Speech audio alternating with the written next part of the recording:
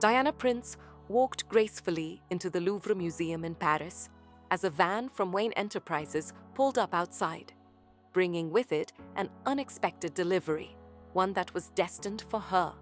Inside a sleek black briefcase was a faded photograph of a younger Diana, radiant and standing with 4 men during World War I.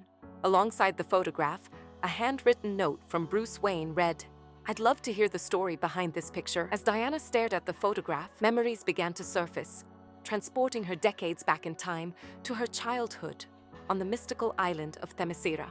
Raised in a paradise away from the world, Themyscira was home to the Amazons, warriors with extraordinary strength and skill, dedicated to protecting the world from darkness and evil. Diana, the young princess, watched with awe as the Amazons trained under the watchful eye of General Antiope. She dreamed of one day wielding a sword like the warriors around her, ready to defend the innocent from harm.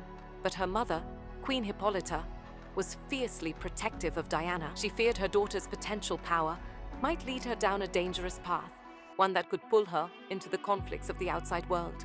One evening, Hippolyta sat with Diana and explained the history of their people. Zeus created humans for peace, Hippolyta began softly, but Ares, the god of war, corrupted their hearts. Filled with jealousy and hatred, humans fell into eternal conflict. The gods tried to stop Ares, but one by one, they fell before him.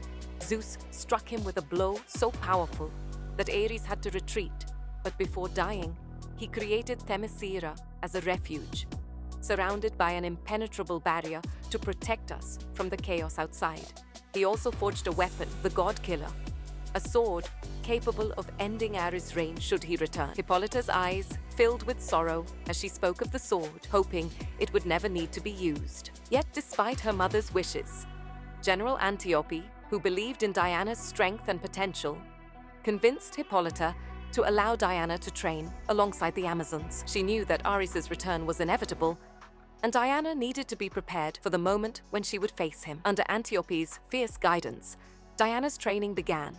She endured rigorous lessons in swordplay, hand-to-hand combat, and tactics.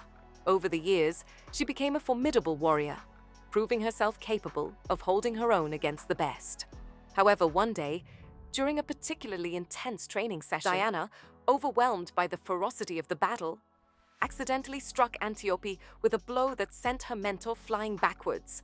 Horrified by what she had done, Diana rushed to Antiope's side. The warrior smiled through her pain, reassuring Diana that she had proven her worth. But Diana, unable to shake her guilt, withdrew from the field, seeking solace on a cliff by the sea. It was there that Diana witnessed something extraordinary, a plane crashing through the barrier protecting Themyscira.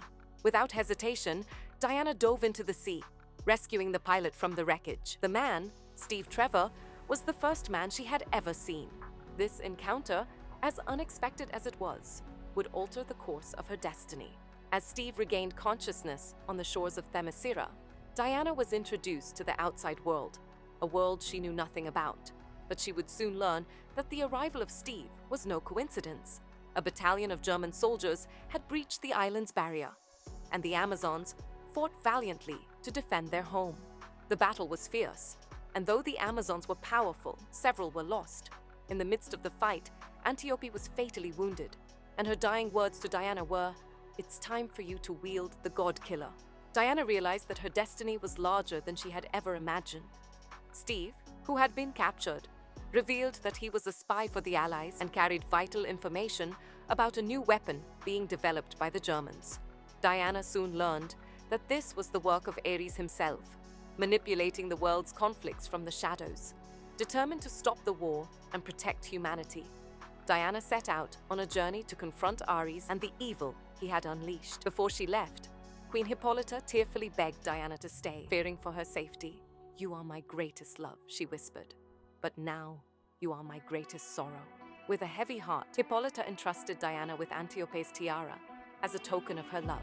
But she also warned that Diana might never be able to return if she left. In London, Diana and Steve quickly became embroiled in the intricacies of espionage. Learning about the dire situation caused by the war, Steve's secretary, Etta Candy, helped Diana blend into London's high society, teaching her how to navigate a world of politics and strategy. Diana, however, couldn't stay in the shadows for long. When a group of thugs attempted to rob them, Diana quickly subdued them with ease, revealing her strength to Steve.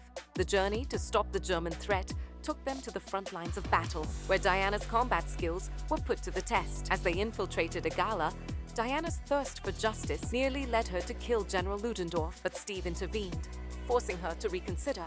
However, when Ludendorff released a deadly gas that killed innocent civilians, Diana's anger grew. She blamed Steve for stopping her from killing him earlier, but together they pressed on, determined to end the war. Eventually, Diana confronted Ludendorff, only to discover that he was not the true source of the conflict. The true mastermind behind the chaos was Ares. Diana, realizing her connection to the god-killer sword, faced Ares in a final, epic battle. It was then that she learned the shocking truth. She was the weapon forged by Zeus to defeat Ares. In a heart-wrenching turn of events, Steve made the ultimate sacrifice, flying a plane full of explosives to stop the gas bombs from reaching London. As the explosion rocked the sky, Diana, fueled by grief and anger, faced Ares in battle. With the power of love and humanity in her heart, she destroyed Ares, ending his reign of destruction. With the war over, mourning Steve's loss, though the world had been saved, she knew that her work was far from done. The world needed heroes, and Wonder Woman was ready to answer the call. As the scene faded, Diana stood in front of a new world, one that she had helped save.